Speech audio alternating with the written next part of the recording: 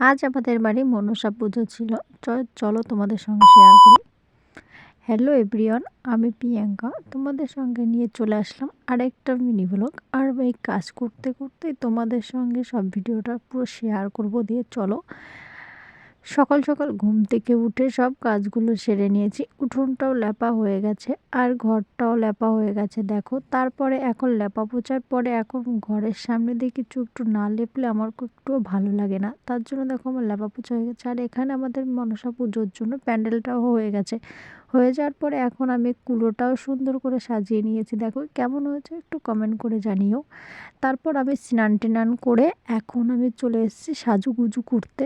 আর আমার সাজুগুজুটাও কমপ্লিট হয়ে গেছে দেখো। এখন আমি পুজোর কিছু কাজবাজ করতে বাইরে বেরিয়ে পড়েছি। আর এসেই দেখছি আমার ভাইগুলো ঢাক বাজানো শুরু করে দিয়েছে। তারপরে আমার বরমশাই এখানে প্যান্ডেলটাও দেখো আমাকে বানিয়ে দিয়েছে। আর আমি কিছু পিঁড়ি বানাচ্ছিলাম দেখো। এখানে ঘর বসানোর জন্য একটা পিঁড়ি বানিয়ে নিয়েছি। তারপরে এখানে আলপনা ল্যাপা পোচা সব কিছু কমপ্লিট হয়ে গেছে। তারপরে ঠাকুমাকে বলেছি, ঠাকুমা তুমি আমাকে কিছু মালা গেঁথে দাও। আর এখানে আমি পুজোটাও সেরে নিয়েছি দেখো। তারপরে বরণডালাটাও সেজিয়ে নিয়েছি। দিয়ে এখানে তারপরে পুজোর কিছু বাসন আছে সেগুলো ধুয়ে নিয়েছি। তারপরে আমরা সবাই মিলে বেরিয়ে পড়লাম মাকে আনতে, কারণ এটা মনসা মাকে এখান থেকে বরণ করে নিয়ে যেতে হয়। তাই কিছু নিয়মকানুন আছে, সেই নিয়মকানুন পালন করেই আমরা মাকে নিয়ে দেখো আবার বাড়ি ফিরছি এখন। ফেরার পথে আর আমার বরমশাই ভ্যানটা চালাচ্ছিল, তার জন্য একটু মজা করছিলাম, চলো বস।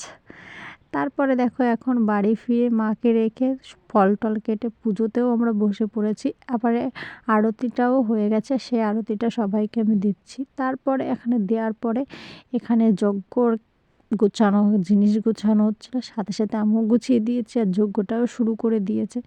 তারপরে এখানে যজ্ঞটা শেষে দেখো এখানে পাশে আরও রান্নাবান্না সব কিছু সবজি টবজিও কাটে রেডি করা হচ্ছে। এখানে সবাই এখানে দেখো গুছিয়ে দিচ্ছে, কারণ কিছু রান্নাবান্নার প্রসাদের আয়োজন করা আছে। এবারে আমার কাকুটা খুব সুন্দর ওখানে বসে আছে। আমার পুজো এখন শেষে মাকে এখন বরণ করতে হচ্ছে, মানে আসলে মানে ঘরটা পুরো ভরে যায়। আর মাঝখানে যখন মাকে বিদায় জানাতে হয় তখন খুবই কষ্ট লাগে।